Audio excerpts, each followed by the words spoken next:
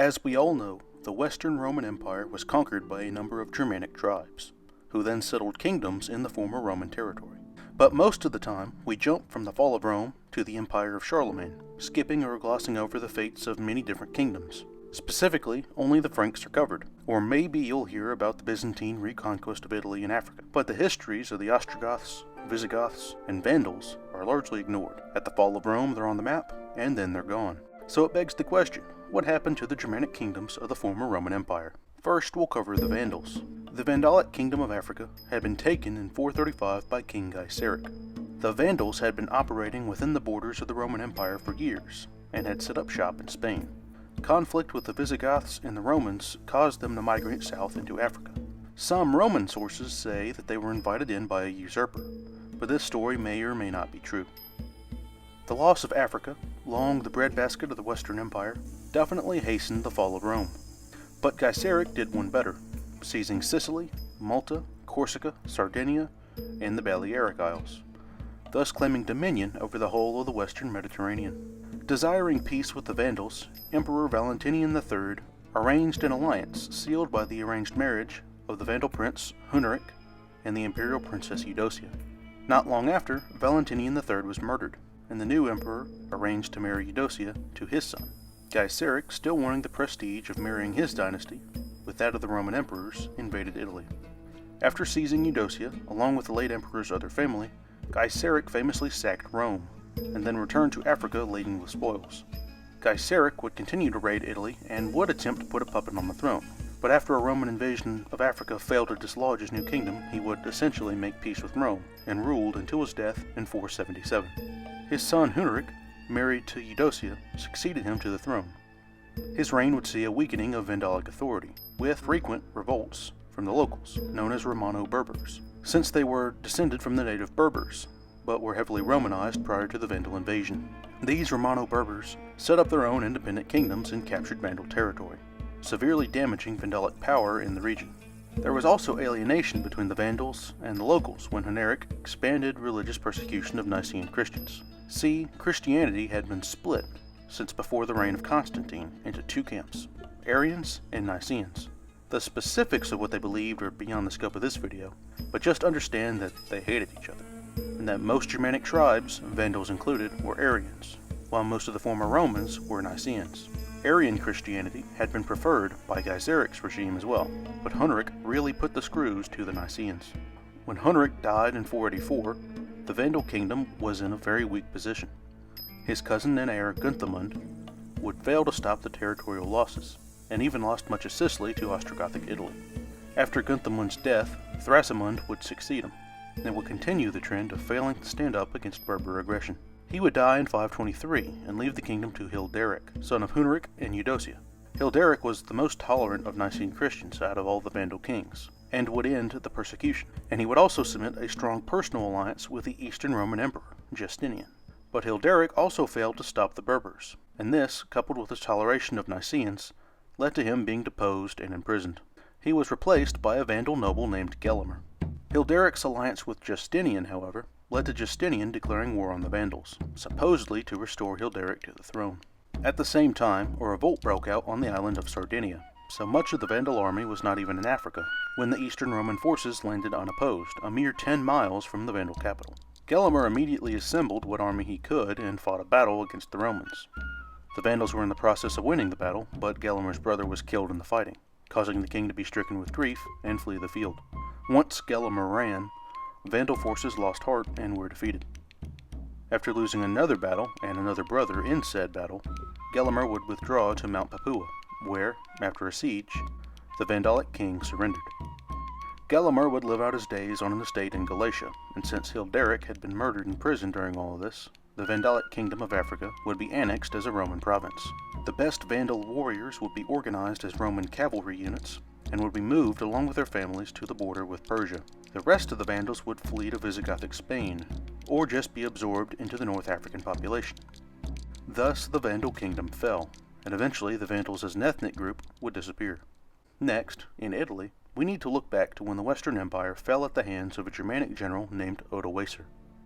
Odoacer had long served the empire, but in 476 he led his army in revolt and seized all of Italy.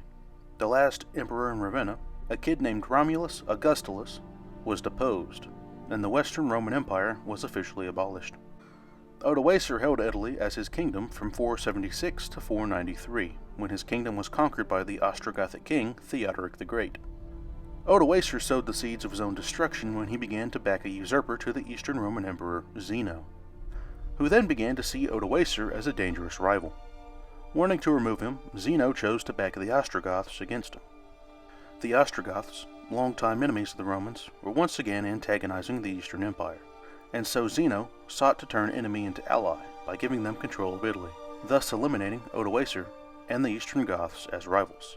The Ostrogothic forces crossed the Alps and met Odoacer's army at the river Isonzo, defeating him soundly. Following another defeat at Verona and his remaining army's mass defections near Mediolanum, Odoacer would launch a lukewarm counteroffensive, but it was no use. Italy fell without much resistance while the king fled to Ravenna. After overrunning Odoacer's kingdom, the Ostrogoths invited him to a banquet to supposedly hash out a peace deal, but the unsuspecting Odoacer was murdered when he arrived. This left Theodoric as ruler of the new Ostrogothic kingdom of Italy. Ostrogothic Italy embraced Roman culture and religion, with the Senate still having much civil authority, Roman law still being enforced, and despite the Ostrogoths, just like the Vandals, being Arians, no persecution of other Christians would take place. Theodoric would even style himself as a quote-unquote patrician, and Boethius, an Italian member of the Ostrogothic court, would write the Consolation of Philosophy, the last great work of the classical Greco-Roman philosophical tradition. However, despite the Ostrogothic court's embrace of Roman culture, the Ostrogoths as a people clung to their old ways, and they continued to speak their own language, believe in their sect of Christianity, and even lived under their own Germanic laws. Thus, the Italians never became Gothic, and the Ostrogoths did not become Italian. Theodoric immediately began to set up marriage alliances with the other Germanic kingdoms to his west, namely Burgundy, Visigothic Spain, Vandal Africa, and the Franks. There would still be conflict with these countries, however, in particular with the Franks, but he would also gain control of Visigothic Spain when the king he'd married his daughter to died, leaving Theodoric as regent over his young grandson. Theodoric the Great did not live forever and died in 526. He had no sons, and so the throne went to his grandson Athalaric, with his mother Amalasuentha acting as regent. The alliances forged by Theodoric fell through, and even Visigothic Spain reasserted itself under Athalaric's cousin Amalaric. Amalasuentha's regency was on shaking footing, and so she turned to the Eastern Roman Emperor Justinian for support, in whom she seemed to find a strong ally. She even allowed him to use bases in Sicily during his war with the Vandals. This did not help Amalasuentha, however, and her legitimacy began to seem increasingly weak in the eyes of her Ostrogothic nobles. They even forced her to end the Roman education of Athalaric, so he could be brought up in a more traditional Germanic way, placing the boy under their influence rather than his mother's. He would soon die, however, leaving Amalasuentha's regime with absolutely no legitimacy, causing her to turn to her cousin Theodahad for support, naming him as king. But the effort proved futile, and Amalasuentha was deposed and soon after killed by the Ostrogothic nobility, despite Theodahad's protest. Waiting in the wings for something like this to happen was Justinian, who launched another invasion, this time to retake Italy for the Romans, under the pretext of avenging his ally Amalasuentha, just as he had with Hilderic and the Vandals. This war went very badly for the Ostrogoths right from the beginning. Not long after the start of hostilities, Theodahad proved to be not much of a warrior, and was deposed and killed in favor of a noble named Vitiges, but it made no difference. By 540, Vitiges too was assassinated, Ravenna had fallen, and Italy was Roman again. That was until the Eastern Romans went to war with the Sassanid Persians, and the Ostrogoths renewed the fighting while Byzantium's back was turned. Under a leader named Totila, the war basically started all over again, with most of Italy being retaken by Ostrogothic forces. But eventually, he too was defeated. The Ostrogoths lacked the resources and manpower to wage a war at this scale after their previous near-total defeat, and so were ground down by Roman forces. With their kingdom gone, most Ostrogoths assimilated into the Italian population, or fled to other Germanic states. Thus ended the Ostrogothic kingdom of Italy, and eventually the Ostrogothic people as a whole. We now turn our attention to Visigothic Spain. The Visigoths had been loose in Roman territory since the Battle of Adrianople, serving as both enemies and allies of the Romans. In 410 they would sack Rome, the first people to do so in over a millennium, sacking the city before even the Vandals got to. However, in 418 they would gain the status of Foederati, meaning they were an independent allied tribe living inside Roman borders. They would go on to serve as a vital ally against the Huns in the 450s, even losing their king Theodoric I in the fight to stop Attila. But the Visigoths once again turned on the Roman masters, and would take most of Spain under the new king Euric, son of Theodoric I, who came to power by murdering his brothers. The Western Emperor Majorian would retake most of this territory, but after his death, Visigothic losses would be reversed. Euric would expand further, conquering much of southern Gaul and driving the Romans out of Spain. He would also take much of the territory of the Suebi, another Germanic tribe based out of modern Galicia. By the reign of his son Alaric II, the Visigothic kingdom was at its height. The Visigoths had grown so large that they now shared a border with the Franks, who were highly expansionist. Alaric II would fight 2 wars with them, and would die in battle against them in 507. The Visigoths would lose most of their Gallic holdings to the Franks over the following year.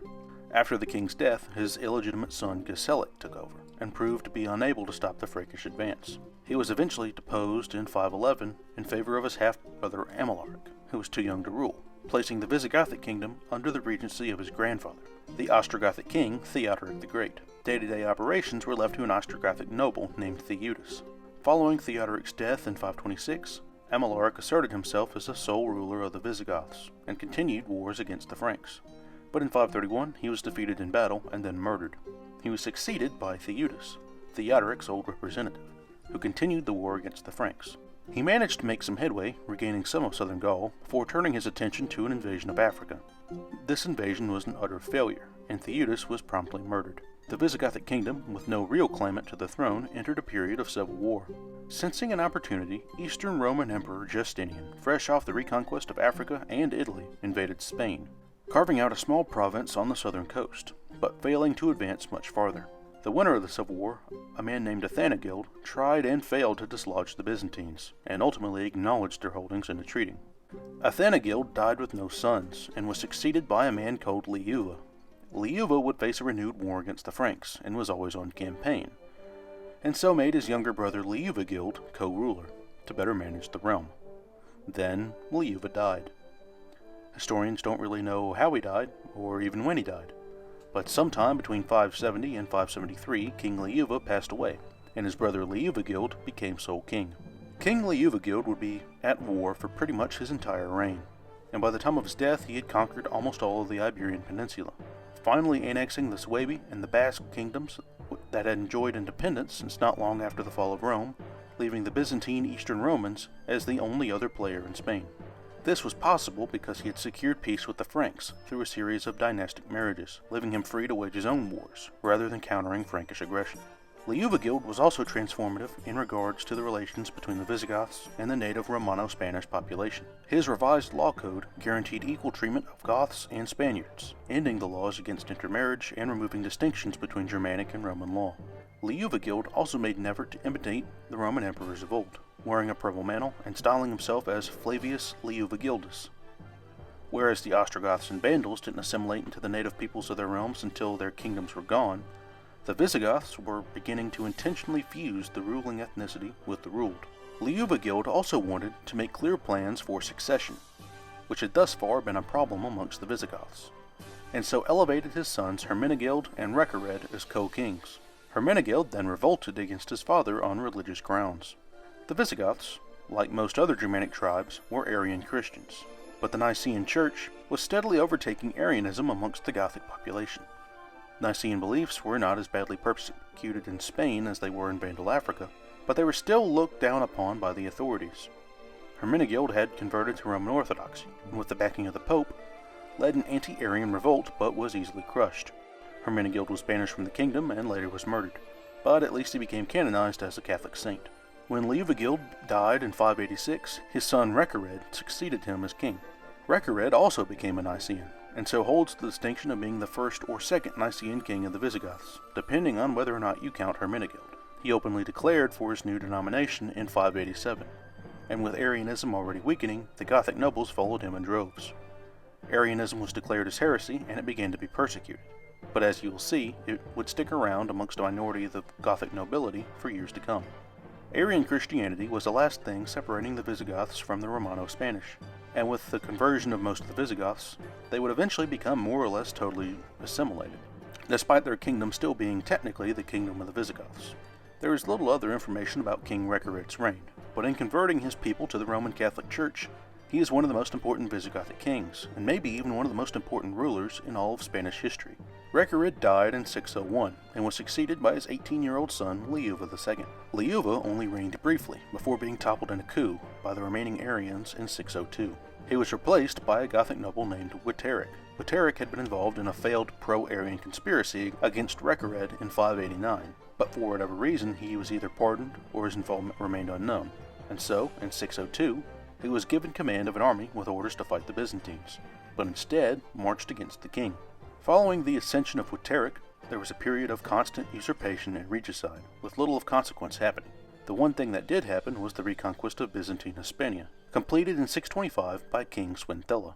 Swinthilla's reign was brought to an end due to a revolt in 631. His heavy-handed treatment of the nobility caused the Spanish to rally behind an aristocrat named Sisinand, who they made king, but a few years later he died, and the decision of who would sit on the throne fell to the other great power in Spain at this time, the Church. Ever since Recared had turned the Goths Catholic, the Roman Church had grown very powerful as a religion of both the commoners and the ruling class. After Liuva II's death, a lack of a strong king led to the Church seizing more power in Spain than practically anywhere in Europe, save central Italy. This really began Spain's staunchly Catholic character, something it kept almost to the present day, and a cultural element that still persists in the broader Hispanic world. The Church Council chose Chintilla as the new king, but he was deposed by a usurper named Tolga, who was deposed by a usurper named Chindaswinth. Chindaswinth was already 79 years old upon his ascension, but still managed to reign for 11 years. He spent most of his reign attempting to reassert the monarchy as the premier power in Spain, over the nobility and the church. He is best known for both his harsh and tyrannical treatment of his nobles, but also for his revised law code, which built upon the work of Liuvagild in creating a more just and fair legal system. The so-called Visigothic Code was actually based almost exclusively on Roman law, with Germanic law being largely discarded. Among other things, it expanded greater rights to women, weakened the nobility, and ended the persecution of Jews. Chindaswinth had his son Recaswinth named co-king in 649, and he would take over following his father's death in 653. He continued to promulgate the Visigothic Code, but went back to persecuting Jews and began to restore the power of the church, allowing them direct authority in political matters, as well as the ability to elect future kings if they wished. His reign was a remarkable 19 years of peace and tranquility, broken by only one minor revolt. He died in 672, when the church officials elected Womba as king. Immediately, a noble in Gaul named Hilderic revolted, declaring himself king, and at the same moment a violent rebellion in the Basque country broke out as well. Womba marched against the Basques, sending a general named Flavius Paulus to put down the usurper. But Paulus declared himself king instead, inducing Hilderic's men to join him. Womba made short work of Paulus's revolt, capturing Paulus, Hilderic, and the other ringleaders after a siege. He then had them scalped and imprisoned. There wasn't peace for very long, however, as soon after the revolts were over, Muslim raiders began to attack the coasts of Spain for the first time. This was a portent of what was to come. Due to the action he saw, Womba felt the need to reform the army, passing laws forcing the entire aristocracy to mobilize all their forces at the king's order, as opposed to a few small levies. Womba fell ill in 680 and was removed from power. He actually recovered, but on what he thought was his deathbed, he had taken monastic vows as a form of penance, and was forced to retire to a monastery. He was succeeded by the noble Erwig. Erwig would rule for 7 years, but wouldn't do much, other than cede power to the church and forcing lots of Jews to convert. Erwig got sick in 687, and pulled a Womba going to join a monastery for his final days. But he actually did die. He was succeeded by his son-in-law, Egica. Egica immediately had to face an uprising by a bishop of all people, which he successfully put down. He elevated his son Witiza as co-ruler, and then he died sometime between 701 and 703. Witiza became sole king, but very little is known about his reign. What is known is that he made a few concessions that expanded the power of the church even more, and then he died in 710 or maybe 711 due to some sort of cause of death. Or maybe he just dropped dead for no reason, who knows. The later Visigothic kings are all quite obscure, and little is known for sure about any of these guys. After Witiza's death, Roderick, a descendant of King Chindaswinth, marched on Toledo and declared himself king. It may be that Roderick killed Witiza, but no one knows for sure. The kingdom did not wholly belong to Roderick, though. A man named Achilla ruled most of the northeast of the kingdom. But this Achilla guy is known from coins and regnal lists. That's it. Some scholars think he may have been the son of the late King Witiza, but nobody can really say for sure. Right as the kingdom was divided, Spain fell victim to a seemingly unstoppable menace, the Islamic Caliphate.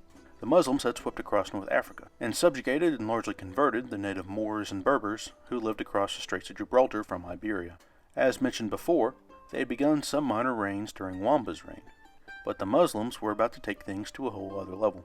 Tariq ibn Ziyad, a local Muslim nobleman and client of the Islamic governor, invaded Spain with 7,000 men. King Roderick had been campaigning in the north of the country, but rushed south to meet this invasion head-on. He met Ibn Ziyad at the Guadalete River, where most of his army defected, and King Roderick was killed in battle. Almost all of the kingdom was taken by 725, save for small pockets of resistance in the Pyrenees and the land of Asturias. The newly minted kingdom of Asturias would choose a Gothic Spanish noble named Pelagius to rule them, but he was Germanic in name only. The Astures had never been fully assimilated into the broader Hispanic society, and so can rightly be classified as a separate nation from Spain at this time. For all intents and purposes, the story of the Visigoths ends right here. The only thing keeping Gothic identity alive was that they were in power, and still paid lip service to the idea that they were some Germanic warrior tribe.